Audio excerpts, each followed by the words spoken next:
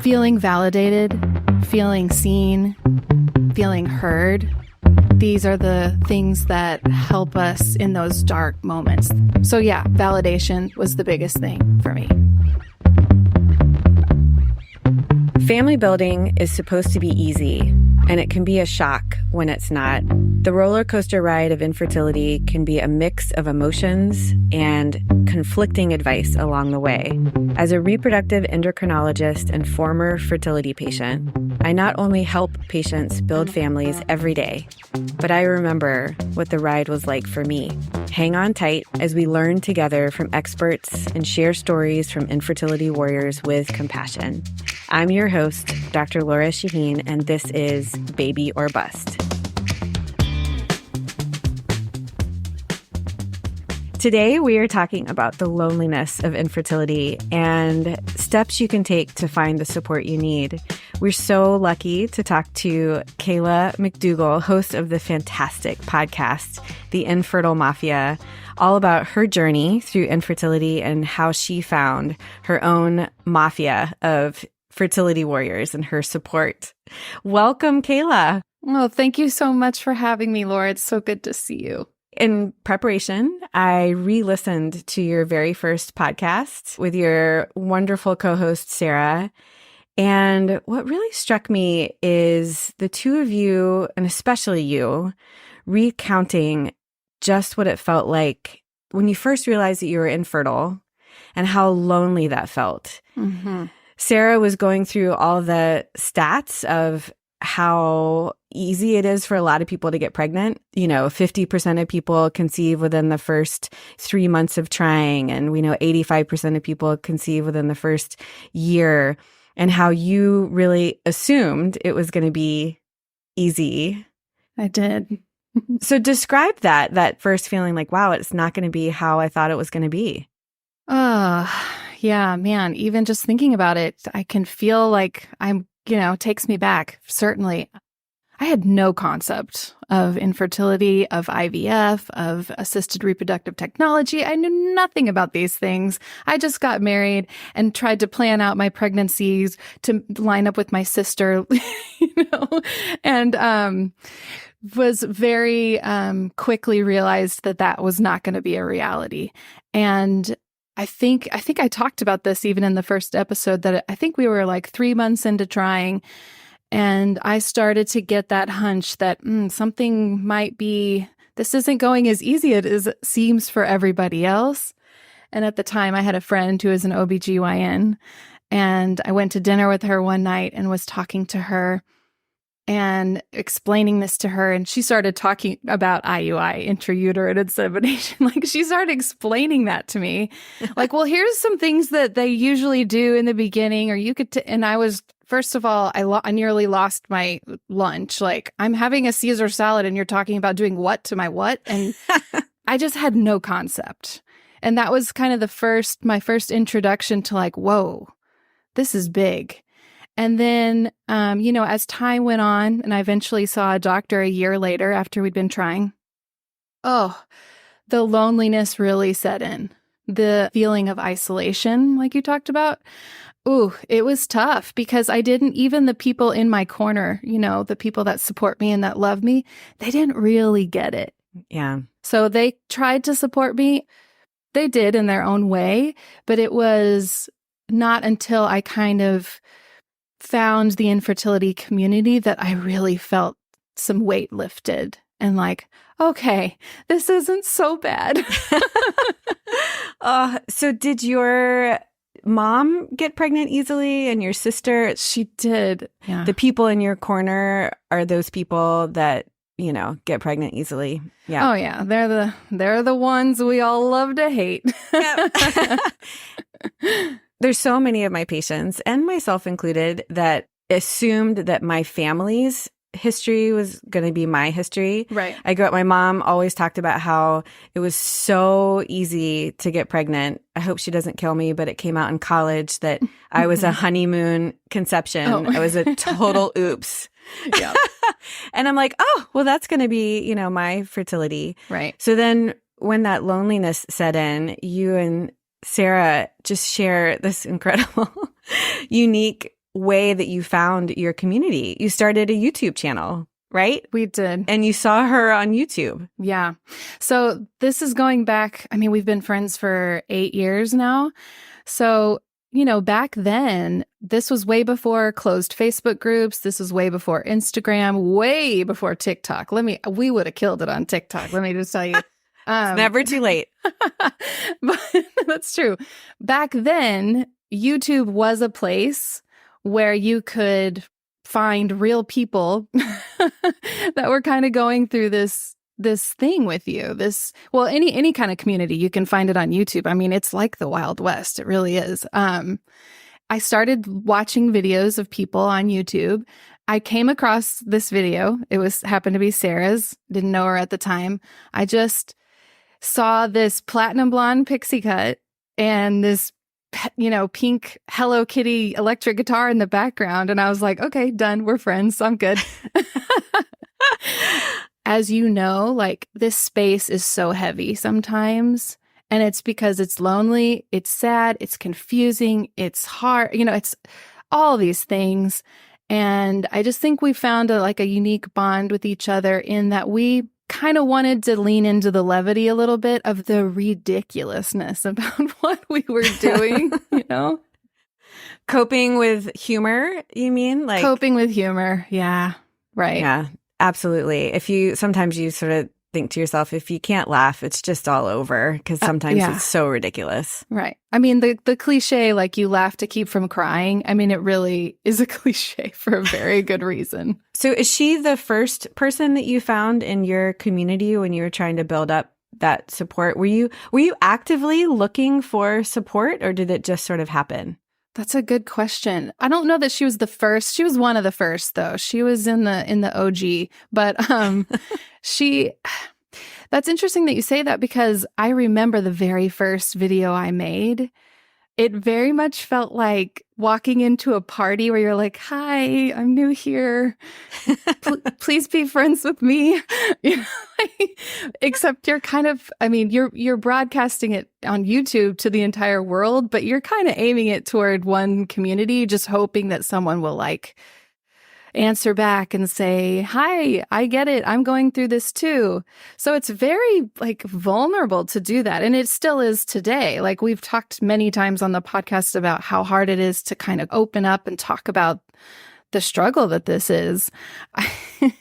I just remember, I can see the progression, maybe to your point of the beginning of my channel when it was just me very timid and shy to really kind of blossoming into hey, this is okay. And I have friends here and I have something to offer and this is fun. And it just really changed the trajectory of how I felt about the space that I was in. It really did. Just finding community. And in what way was it so important for you? I mean, I could put words and thoughts in it helped you keep going but what was it about feeling less alone that was so important on your journey? One word, validation. And this can apply to anything in your life that you're struggling with. We all struggle with things, and it's different in different stages of life.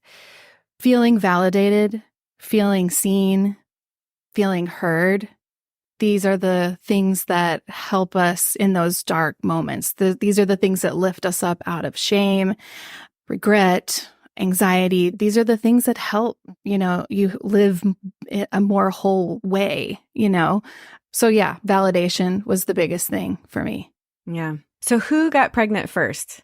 Sarah did. And how did that feel?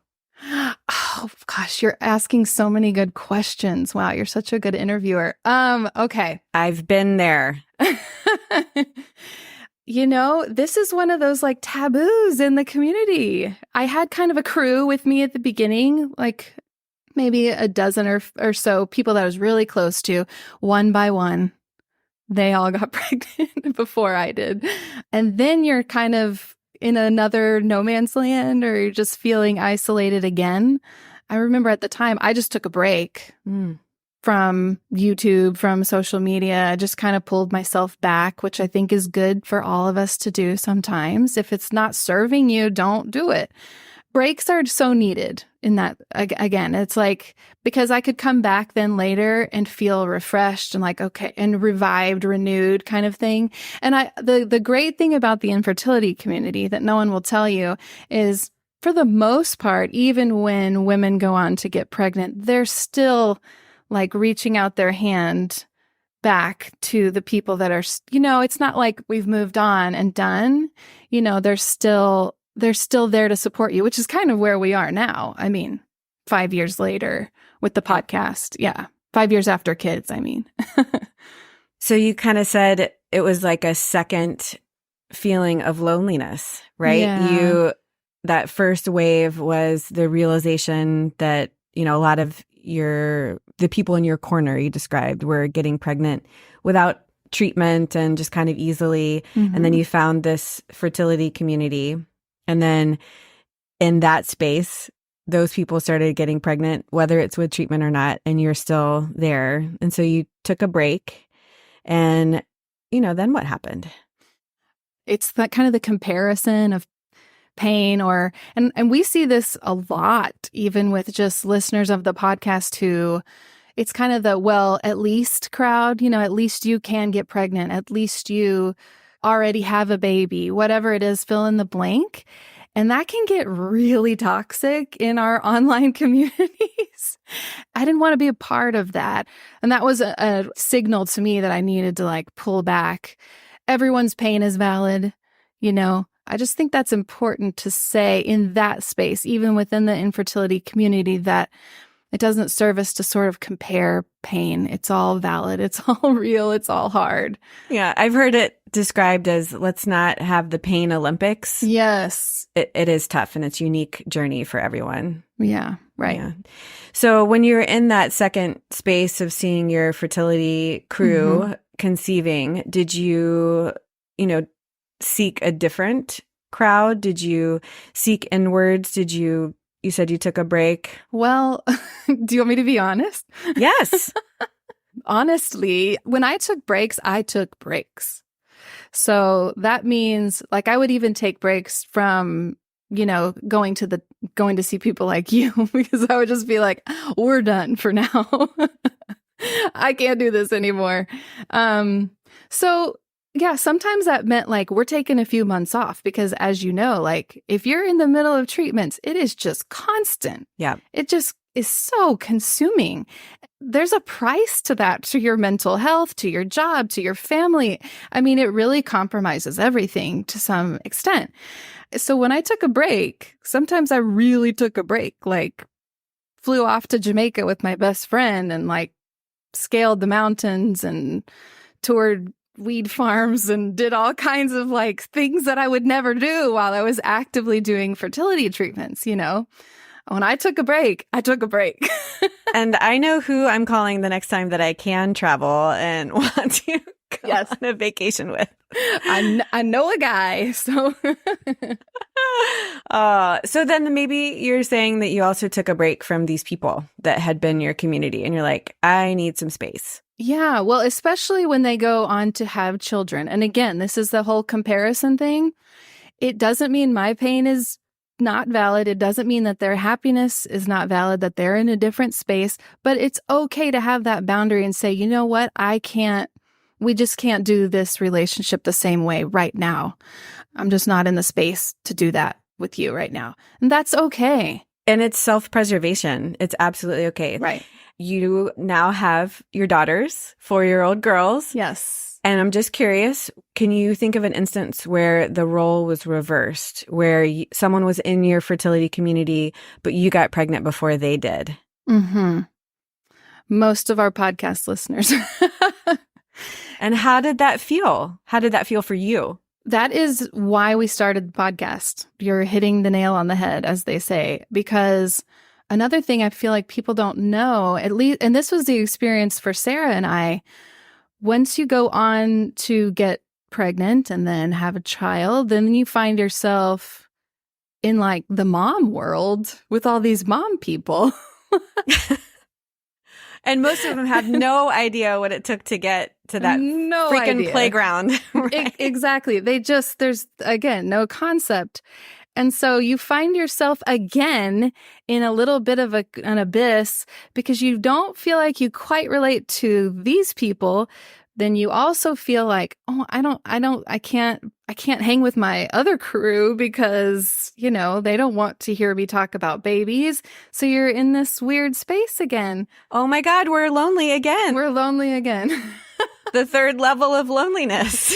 Yes, it's the third variant of loneliness. Yeah. No wonder infertility sucks so much. Yeah, right. So Sarah and I stayed in touch.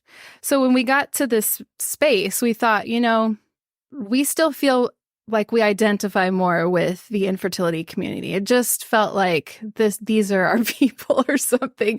And we just kind of wanted to pay it forward, like do what we can like that. And that's what we do with the podcast, is try to elevate other voices. And again, going back to that validation where while yes, we do have children now, but we still I still get jealous when I see pregnancy announcements on Facebook.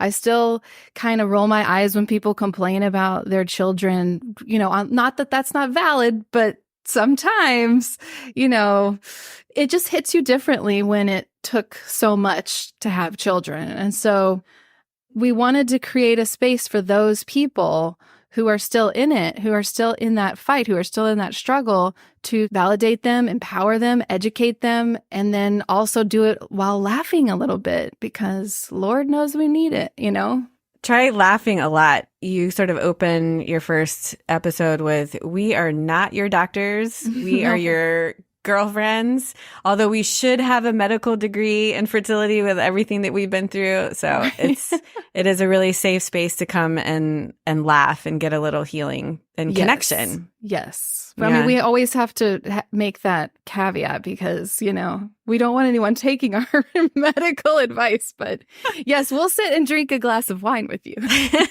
Perfect. You found a sense of community through social media and through these friendships. Anything else that you personally found support with? I am a big therapy person, but I regret that I was not actively doing therapy then. And part of that, to be honest, was the therapist that I had at the time, again, didn't get it.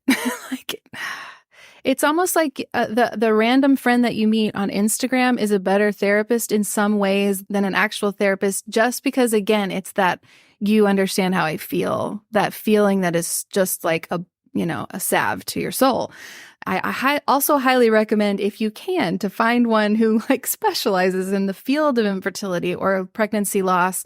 I had a miscarriage after my first transfer at 9 weeks, and I needed more, that was an enormously huge loss. So I just encourage people to get as much help as you can get within, that you're comfortable with. I always like to add that because don't want people to feel bad about not talking about it either if they're not comfortable.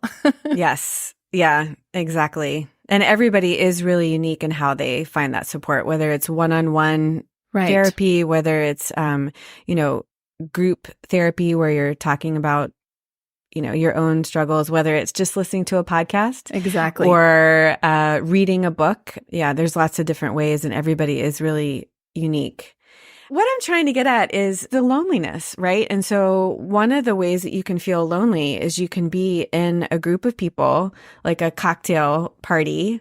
Not that we're doing that a lot in the pandemic, but you could be on a Zoom call with a lot of people and somebody can say something very flippant about having kids, not having kids, make reproduction small talk about one of these at least things.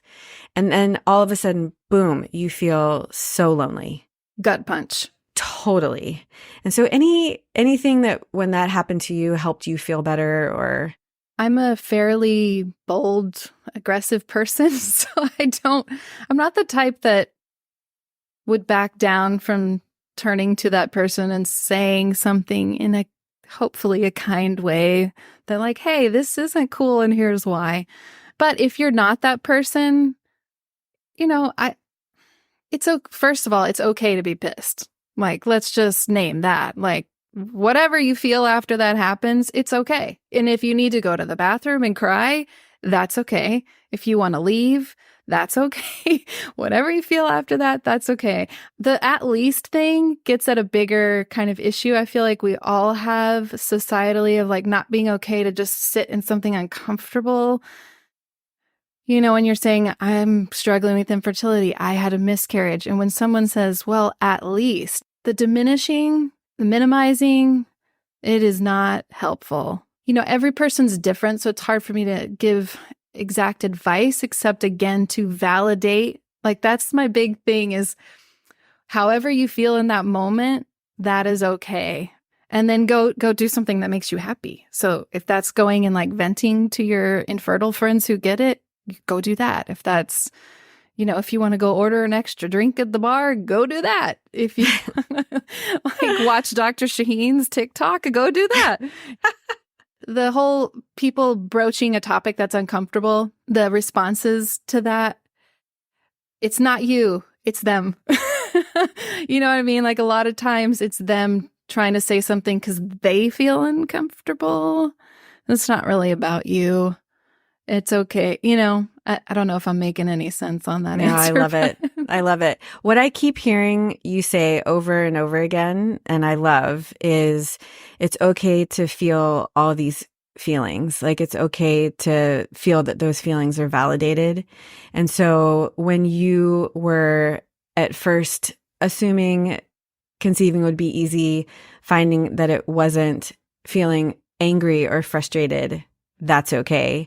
When you found your community and people started getting pregnant, you didn't say this, but I'm assuming that you might have felt a little bit of jealousy. Of course. Yeah. Duh. And like, why me? And, you know, anger, you know, that's okay. And that third tier of loneliness, which we just discovered today. So we need to learn more about that. The in between, like you're no longer infertile and you're not really. You're still infertile. You just have kids. Look at me correcting the doctor. That is exactly true. Once infertile, always infertile. That's right. Correct. You don't leave the club. Oh, I've said that so many times. Infertility is not a club that you want to join, but once you're there, you find that support and, you know, you're going to be okay. Yeah. But then I loved that you pointed that out, the in between being a parent, but not feeling like the other parents, like that is okay.